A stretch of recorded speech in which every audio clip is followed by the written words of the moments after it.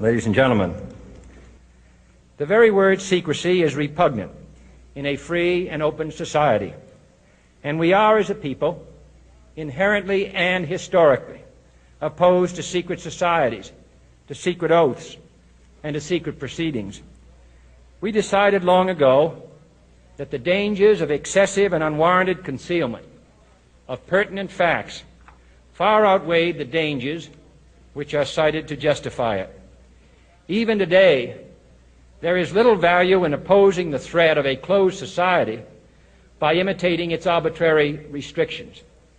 Even today, there is little value in ensuring the survival of our nation if our traditions do not survive with it. And there is very grave danger that an announced need for increased security will be seized upon by those anxious to expand its meaning to the very limits of official censorship and concealment. That I do not intend to permit to the extent that it's in my control.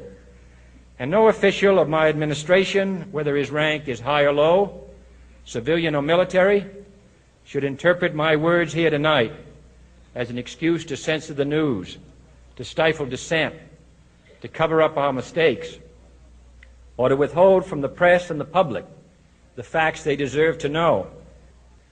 For we are opposed around the world by a monolithic and ruthless conspiracy that relies primarily on covert means for expanding its sphere of influence, on infiltration instead of invasion, on subversion instead of elections, on intimidation instead of free choice, on guerrillas by night instead of armies by day.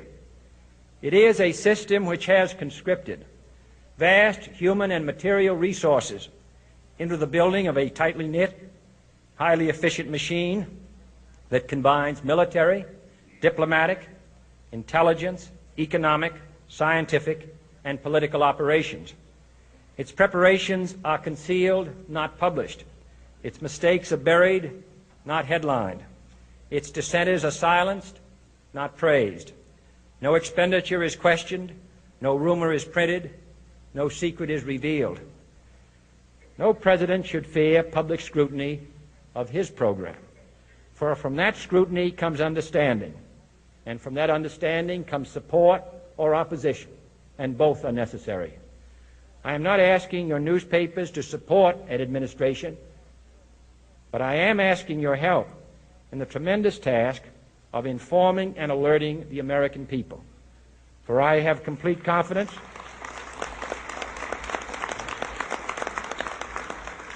in the response and dedication of our citizens whenever they are fully informed. I not only could not stifle controversy among your readers, I welcome it. This administration intends to be candid about its errors. For as a wise man once said, an error doesn't become a mistake until you refuse to correct it. We intend to accept full responsibility for our errors, and we expect you to point them out when we miss them. Without debate, without criticism, no administration and no country can succeed, and no republic can survive. That is why the Athenian lawmaker Solon decreed it a crime for any citizen to shrink from controversy.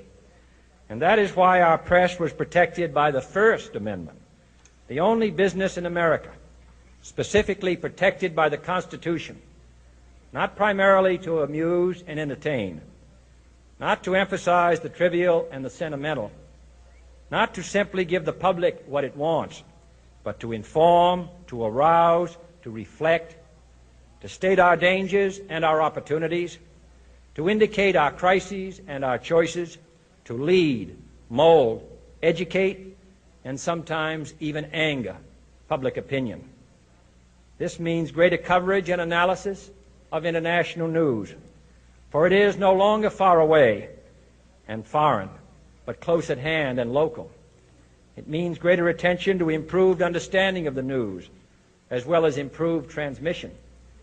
And it means, finally, that government at all levels must meet its obligation to provide you with the fullest possible information outside the narrowest limits of national security.